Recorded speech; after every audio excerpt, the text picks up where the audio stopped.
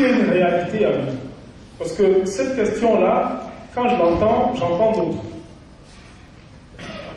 Et le fond, il faut bien que localement chez nous, qu'on comprenne qu'il y a des vagues qui sont en marche.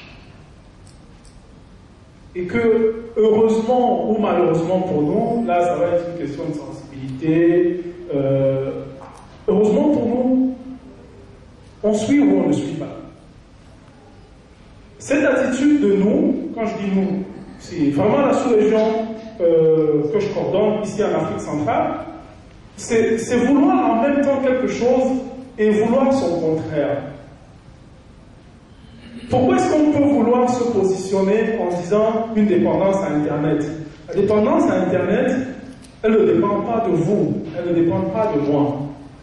Le monde est en train de changer, il va continuer à changer, et les nouvelles technologies ne sont qu'au début de l'influence de comment nous vivons.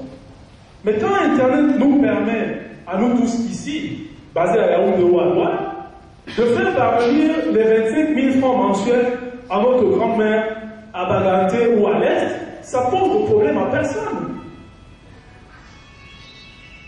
C'est de ça qu'il s'agit. Notre façon de vivre a changé.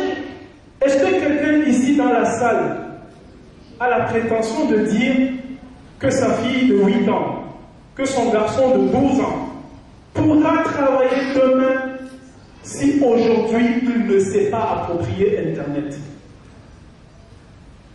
Personne ne peut avoir la prétention de le dire. Je peux répondre à votre place, parce que c'est notre réalité. Alors acceptons-la et travaillons plutôt dans le sens de porter les discours qui sont bons, des discours qui sont positifs, qui vont nous permettre à nos pays de pouvoir aussi s'arrimer à la vague de modernité qui est. Je vais vous donner un exemple qui me réjouit personnellement.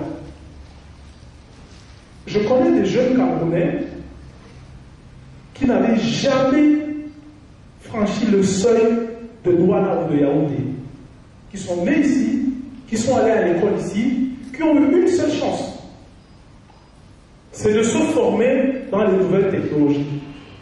Est-ce que quelqu'un pouvait imaginer il y a 20 ans qu'un jeune Camerounais depuis sa chambre allait être recruté pour aller être directeur informatique chez Nokia au Japon? Est-ce qu'on pouvait l'imaginer il y a 20 ans? C'est ça la puissance d'Internet.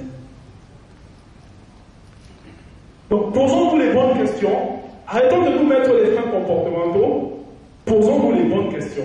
Ça c'était vraiment un intermède personnel, là c'est le corps qui parle, mais je pense qu'on va aussi un peu se retrouver dans la discussion qu'on est en train de conduire tous ensemble. Merci.